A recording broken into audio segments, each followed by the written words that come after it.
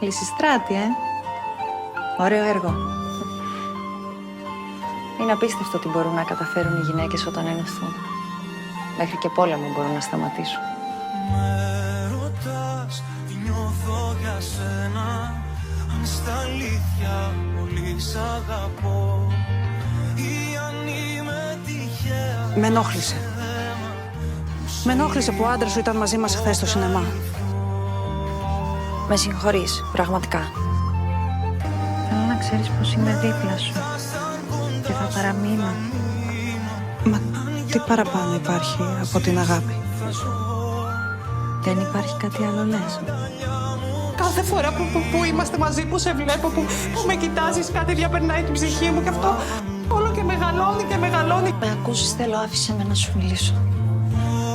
Να σου ανοίξω την καρδιά μου. Και να μου πεις τι, Άννα? Όλα αυτά που κρατάω μέσα μου για σένα.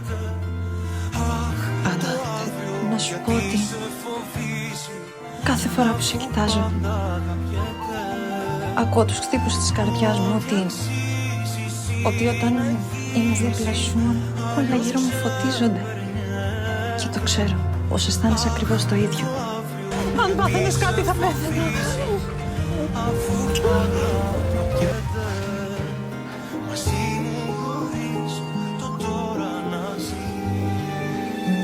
Ξέρω πως είναι ημέρα πένθους, αλλά αυτό ήθελα να το κάνω από τη στιγμή που σε είδα στην εκκλησία. Κι εγώ. Άραγε θα μπορούσαμε ποτέ να ζήσουμε ελεύθερες, χωρίς να κρυβόμαστε. Καθόμασταν αγκαλιά σε ένα παγκάκι και να γναντεύαμε με τις ώρες στη θάλασσα. Να κρατιόμασταν από το χέρι στο δρόμο. Σφιχτά.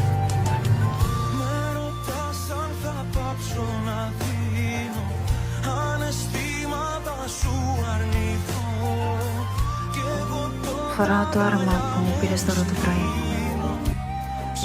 Και δεν θέλω να το χαρίζω και φορώ.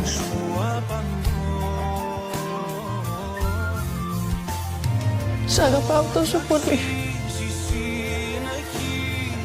Άννα μου, κι εγώ σ' αγαπάω. Γιατί κανείς δεν θα μας καταλάβει γι' αυτό.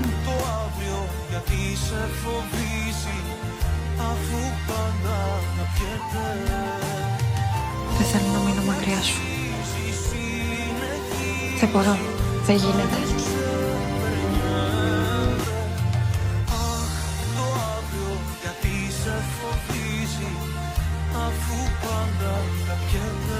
Θα φύγουμε. Να φύγουμε, αγάπη μου.